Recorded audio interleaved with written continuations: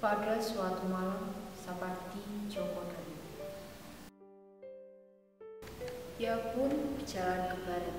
Selamat malam, Solo, katanya sambil menunduk. Seperti didengarnya sendiri suara sepatunya satu persatu.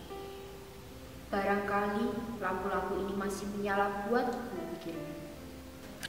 Kemudian gambar-gambar yang kabur dalam cahaya hampir-hampir tak ia kenali lagi dirinya. Menengadah kemudian sambil menarik nafas panjang. Ia sendiri saja, sahut menyahut dengan malam. Sedang dibayangkannya sebuah kapal di tengah lautan yang memberontak terhadap sunyi. Sunyi adalah minuman keras. Beberapa orang melawan perempuan, beberapa orang bergerombol, dan satu dua orang menyindir diri sendiri. Kadang memang tak ada puncak lain. Barangkali sejuta mata itu memandang ke arahku, pikirnya. Ia pun berjalan ke barat, merapat ke masa lampau. Selamat malam, gereja. Hei, kaukah anak kecil yang dahulu menangis di depan pintuku itu? Ia ingat kawan-kawannya pada suatu hari Natal dalam gereja itu. Dengan pakaian serba baru, bernyanyi, dan ia di luar pintu. Ia pernah ingin sekali bertemu Yesus. Tapi ayahnya bilang, Yesus itu anak jadah. Ia tak pernah tahu apakah ia pernah bersungguh-sungguh mencintai ayahnya. Barangkali malam ini Yesus mencariku, pikirnya. Tapi ia belum pernah berjanji kepada siapapun untuk menemui atau ditemui. Ia benci kepada setiap kepercayaan yang dipermainkan. Ia berjalan sendiri di antara orang ramai. Seperti didengarnya seorang anak berdoa, ia tak pernah diajar berdoa. Ia pun suatu saat ingin meloloskan dirinya ke dalam doa, tetapi tak pernah mengetahui awal dan akhir sebuah doa. Ia tak pernah tahu kenapa. Barangkali seluruh hidupku adalah sebuah doa yang panjang, katanya sendiri.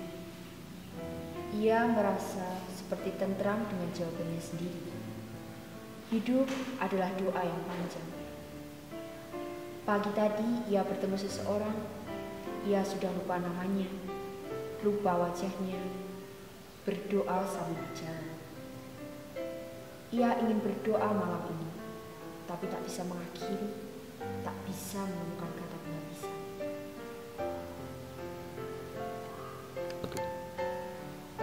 Ia selalu merasa sakit dan malu setiap kali berpikir tentang dosa. Ia selalu akan pingsan kalau berpikir tentang mati dan hidup abadi. Barangkali Tuhan seperti kepala sekolah, pikirnya, ketika dulu ia masih di sekolah rendah. Barangkali Tuhan akan mengeluarkan dan menghukum murid yang nakal, membiarkannya bergelandangan di makan iblis.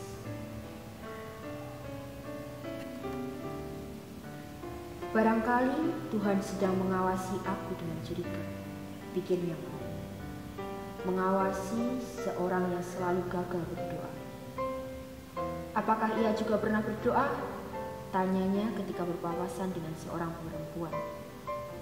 Perempuan itu setangkai bunga. Apakah ia juga pernah bertemu Yesus? Atau barangkali pernah juga dikeluarkan dari sekolahnya dulu? Selamat malam, langit. Apa kabar selama ini? Barangkali bintang-bintang masih berkedip buatku, pikirnya. Ia pernah memuji langit dahulu. Ketika musim kapal terbang seperti burung menukik dan kemudian ledakan-ledakan, saat itu pula lah terdengar olehnya bunyinya berdoa dan terbawa pula namanya sendiri.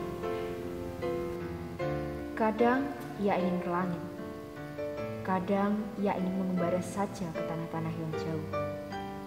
Pada suatu saat yang dingin, ia ingin lekas kawin, membangun tempat tinggal. Ia pernah merasa seperti si Padir menghadapi akar-akar. Ia pun tak berani memandang dirinya sendiri ketika pada akhirnya tak ditemukannya kuncinya. Pada suatu saat seorang gadis adalah bunga, tapi di lain saat menjelma sebuah angka yang sulit. Ia tak berani berkhayal tentang biarnya. Ia takut membayangkan dirinya sendiri. Ia pun lolos dari lampu-lampu dan suara-suara alam dan melepaskan genggamannya dari kenyataan. Tetapi disaksikannya, berjuta orang sedang berdoa, para manusia bergerak ke kerajaan Tuhan, orang-orang sakit, orang-orang penjara, dan barisan panjang berakhir. Ia terkejut dan berpikir. Lonceng kota berguncang seperti sedia kala rekaman senandungkan setelah. Seorang perempuan tertawa kehidupan, menawarkan suatu. Ia menolak. Ia tak tahu kenapa mesti menolak. Barangkali karena wajah perempuan itu mengingatkannya kepada sebuah selokan penuh dengan caci. Barangkali karena mulut perempuan itu menyerupai penyakit lerpa. Barangkali karena matanya seperti gula-gula yang dikerumuni batu semut. Dan ia telah menolaknya. Ia bersyukur. Kepada siapa gerangan Tuhan berpihak untuknya. Ia menyaksikan orang-orang berjalan seperti dirinya sendiri, atau membawa perempuan, atau bergerombol. Wajah-wajah yang belum ia kenal dan sudah ia kenal. Wajah-wajah yang ia lupakan dan ia ingat sepanjang zaman. Wajah-wajah yang ia cinta dan ia kutuk. Semua sama saja. Barangkali mereka mengangguk padaku, pikirnya. Barangkali mereka melambaikan tangan padaku setelah lama berpisah, atau setelah terlampau sering bertemu. Ia berjalan ke barat. Selamat malam. Ia mengangguk entah kepada siapa. Barangkali kepada dirinya sendiri. Barangkali hidup adalah doa yang panjang dan sunyi adalah minuman keras. Ia merasa Tuhan sedang memandangnya dengan curiga. Ia pun bergegas. Barangkali hidup adalah doa yang barangkali sunyi adalah. Barangkali Tuhan sedang menyaksikannya berjalan ke barat. 19